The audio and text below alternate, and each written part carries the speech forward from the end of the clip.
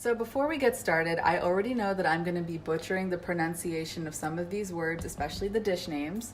And if you didn't know, I was born and raised in North Carolina. I don't speak Malayalam, but I fell in love with the cooking, and so here we go. So the first dish that we're going to make is called beans thoran. And a thoran is something that you can use with just about any vegetable. Popular one is cabbage thoran. You can do carrots or beets. But it's really just a mix of spices with a vegetable. So these are the ingredients that we're going to be cooking with today. I've got grated coconut, some diced green chilies, turmeric, cumin, shallots, garlic, dried red chilies and mustard seeds, and some curry leaves. Now to make a thoran is really a two-step process. You're going to start with grinding up the mixture of coconut with spices, and then there's a seasoning process. So we're going to start with grinding up the coconut first. So in a blender, you're going to add your coconut, your chilies, your garlic cloves, shallots, and turmeric and cumin. Now for the grated coconut, I'll normally crack a coconut, grate it myself, and then freeze it. But you can also buy this shredded coconuts ready to go, a lot easier, and it tastes just as great.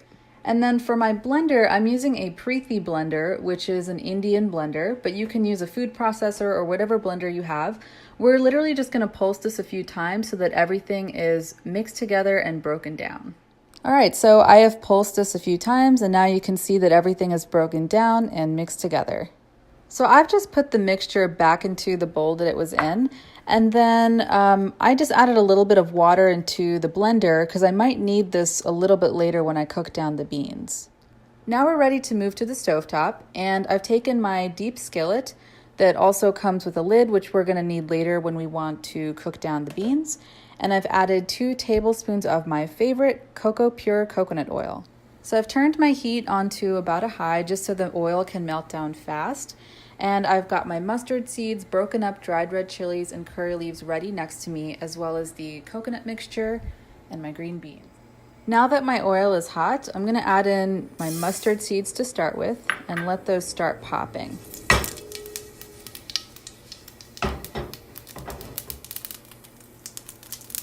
So these start popping really quickly. Now I want to add in my dried red chilies and curry leaves, give that another shake. Once these cook down a little bit more, I'm going to turn my heat down to low. Now you don't want these to burn, so make sure you're quick with this process. My heat's on low, and I'm going to add in my coconut mixture. Give this a good stir, and then we're going to move on to adding in the beans. Okay, everything is mixed, and now I'm going to add in my beans. All right, so I've mixed everything again, and I'm just going to put a few splashes of water. Nothing too crazy. But this is just to help the beans not stick to the pan, and it'll help it steam a little bit better when I cover it with the lid. So just checked on these to see how they're cooking, and I'll probably give them a few more minutes just because some of them are still a bright green, which probably tells me that they might have that raw bean taste. And then I also wanted to add some salt in here. So we're done. That wasn't too bad, right? And like I said, you can do this with cabbage, carrots, beets. A thoran is good for just about any kind of vegetable.